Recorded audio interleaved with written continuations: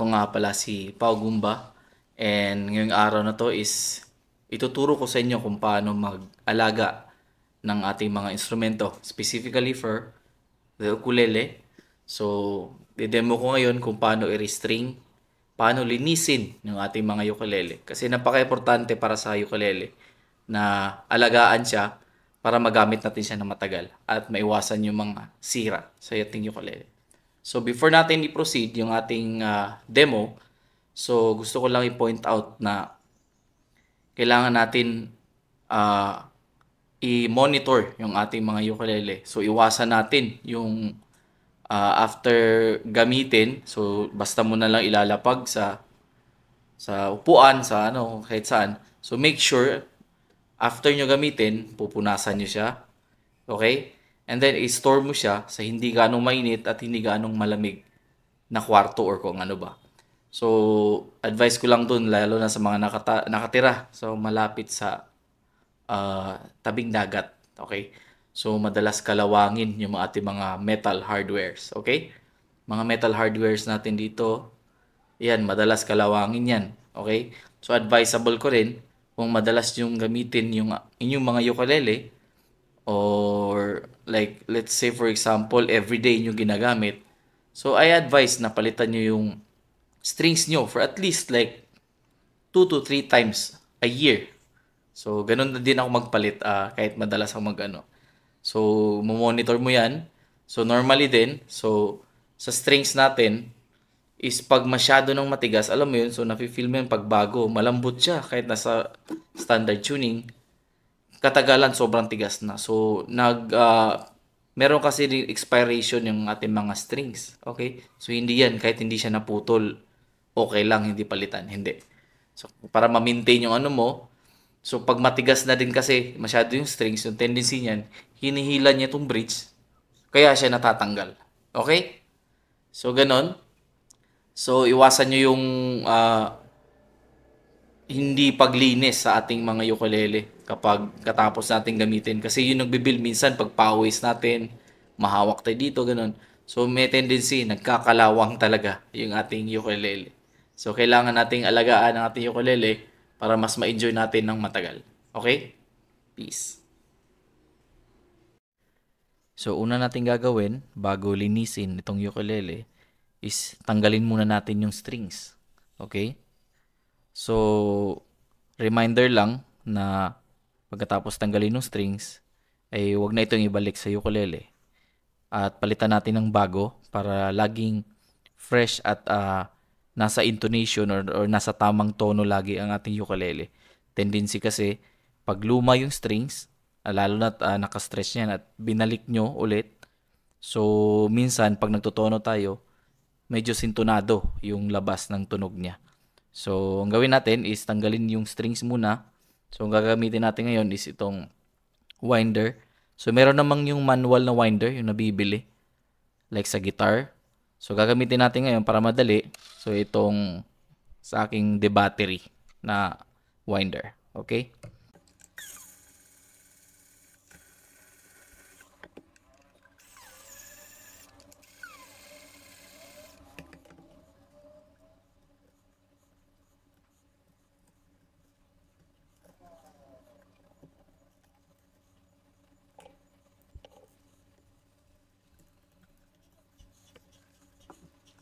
So, dito naman, para matanggal yung mga strings dito, wag nating basta-bastang hugutin. So, kailangan, itong nakatay na to, kailangan natin iangat. Ayan. Kita nyo? So, iangat lang natin yan para lumuwag yung tali niya. Ayun o. Ayan. So, pagkatapos niyan, pwede nyo yung hilahin. Ito.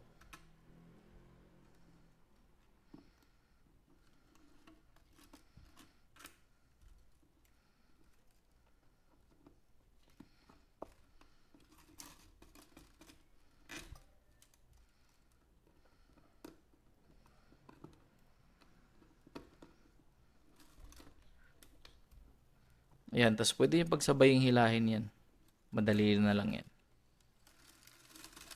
Okay?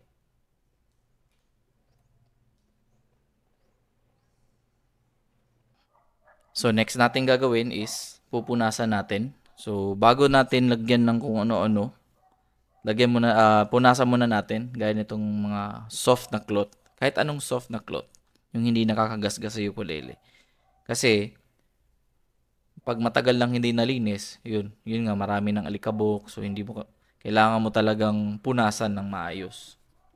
Simulan natin sa headstock.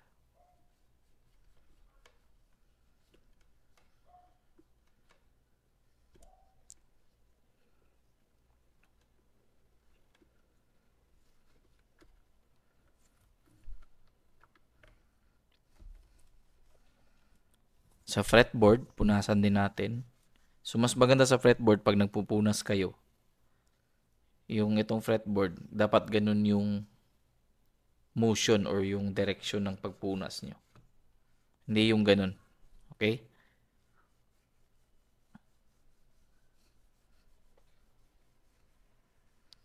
At dito naman sa body,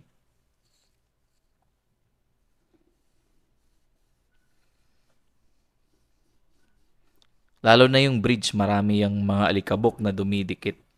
So, kailangan linisin ng maigi bago ka tayo magkabit ng strings. So, itong ukulele nga pala is hindi sa akin. So, nilinis ko lang. So, take note dyan sa mga nakalagay, like mga pirma, stickers. So, baka may sentimental value sa kanya. Ingatan din natin na hindi matanggal. So, sa likod naman,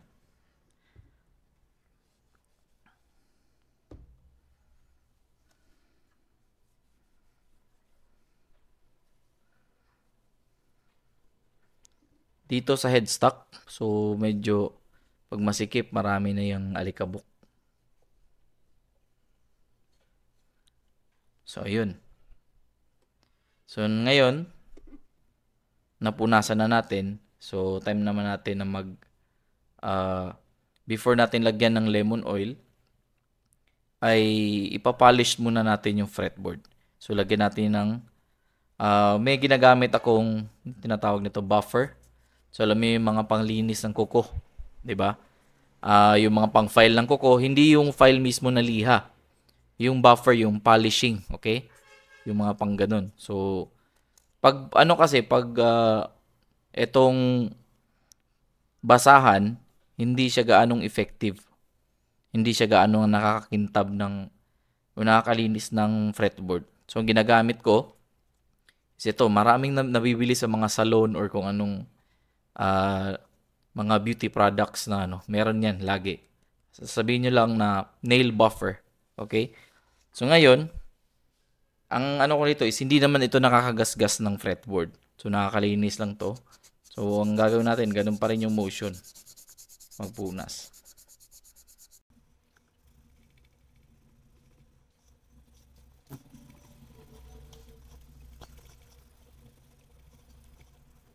So, yun. Punasan ulit natin.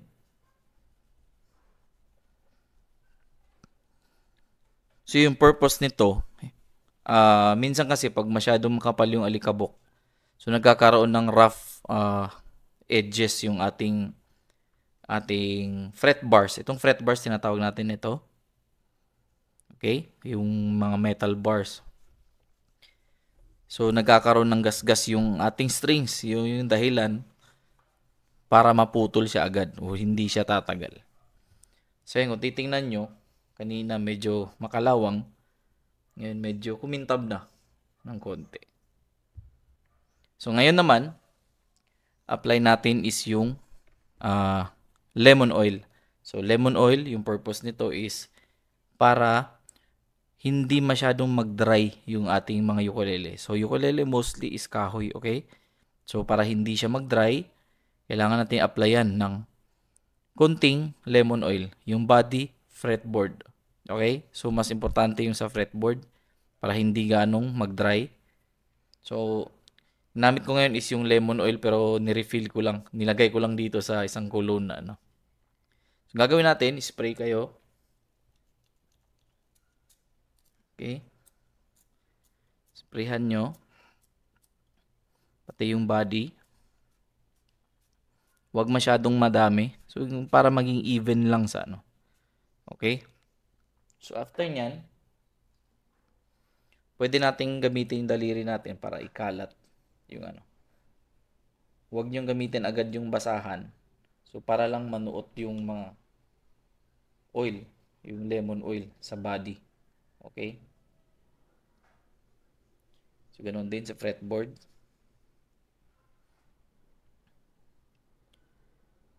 So, minsan kasi, lalo na sa area na tabing dagat, madalas kayong mag-outdoor. So, kadalasan, masyadong dry or masyadong ma-moist yung lugar. So, nagkakaroon ng, yun, yung dahilan bakit nagka-crack yung mga ukulele natin. Okay? So, ayan. So, pagkatapos na ma-spread out yung ano, so, tsaka natin siya punasan. Yung punas natin, hindi lang punas na ano, may kasamang puwersa pa rin. Ganon. Para even yung pagkakaano.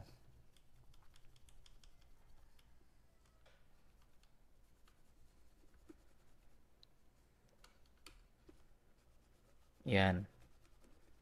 Sa fretboard, make sure even yung pagkakapunas nyo. Pantay. Yan. So, napapansin nyo, nagiging ano na, medyo dark na yung wood kasi nga, hindi na siya nagda-dry dahil nalagyan na natin ng lemon oil.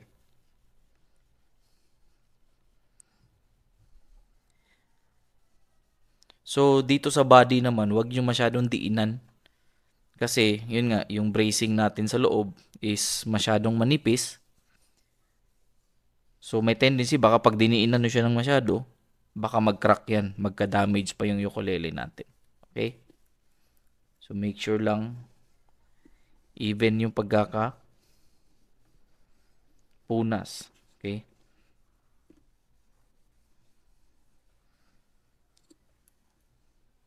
Ayan. So, ganun din ang ginagawa ko sa sides, since nadikitan na to ng mga ng lemon oil, pwede ko na siyang gamitin sa sides din. Okay. Para kuminis.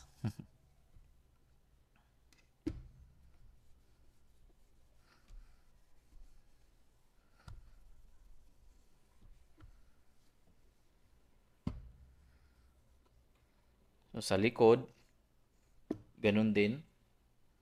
So, kahit dalawang spray. Punas. Kahit di nyo na-spread ng daliri.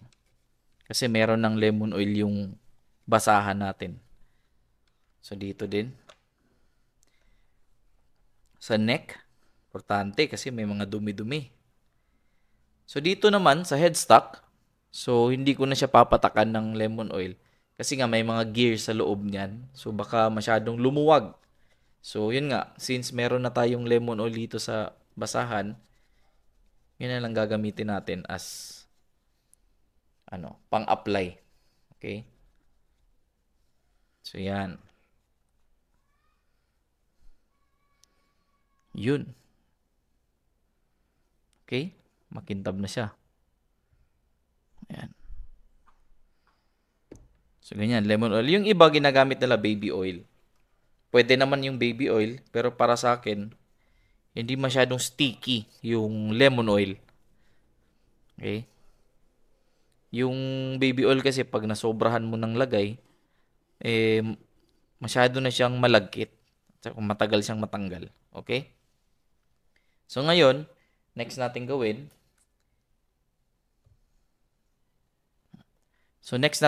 is mag-apply tayo ng metal polish. So, metal polish. So, ito yung ginagamit natin dito sa frets para mas kumintab. Okay? So, para mas mukhang bago tingnan. Okay. So, merong mga alay ganito sa knobs na to. Talagang super kalawang na. So, ina-advise ko na kung hindi naman siya sira, hayaan na lang yung ganitong yung itsura. Pero kung sira siya, so need nyo ng palitan talaga. So, in case sa dito, okay naman. Ito, na-replace siya, pero masyadong maiksi. Pero okay naman siya. So, ito, hindi na talaga kikintab yan. Okay? So, basta pag kinalawang na. So, dito tayo sa fretboard mag-focus. So, yung ginagawa ko sa metal polish, yung gamit ko pala is itong pledge na metal polish. Kahit anong bakal, pwede siya. So, ang gagawin ko is i-apply ko siya. Pwede, ang ganito ang ginagawa ko sa ang dalawang paraan. So, pwedeng sa cloth or pwedeng sa daliri natin. Okay?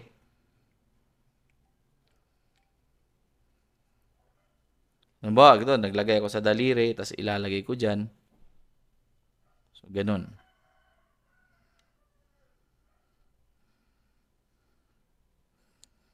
So, may mga nagtatanong na baka daw masira yung fretboard pag nilagyan mo ng natamaan ng metal polish. Well, for me, sa ilang years kong paggagamit ng ganito, hindi naman nasira yung fretboard ko. Okay pa din. Okay? So, ngayon, tapos na natin lagyan ng metal polish, pupunasan natin siya. So, yung punas natin, hindi lang para matanggal yung metal polish. So, gagawin natin is ira-rub siya. So, makita nyo, malinis, di ba? So, pag-rub mo ng ganyan, tatanggal yung mga konting kalawang at dumi. So, ayun. Sobrang kintab. Okay? Nakikita nyo. Di ba? So, pampakintab yan sa ating metal fret. So, nakikita nyo. Ito. So, punas din sa kabila. So, rub nung madiinan nyo ng konti. Just make sure nga na may nakasupport sa ilalim. Huwag nyo yung nakapatong lang tas ganun kayo. May nakasupport.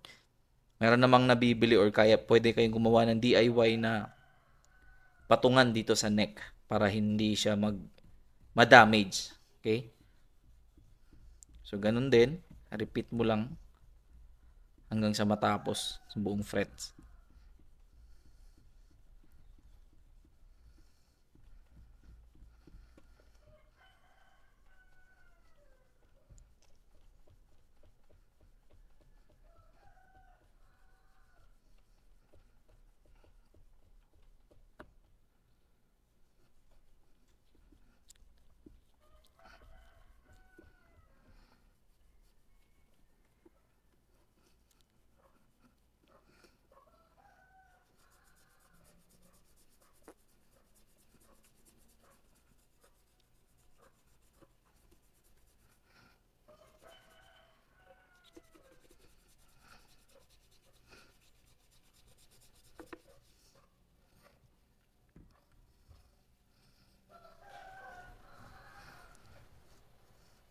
So, ayun. Makintab na yung ating ukulele. So, dito naman sa part na to, so, since meron ng metal polish, yun nga, itong tela natin, pwede nating ipahid to dito.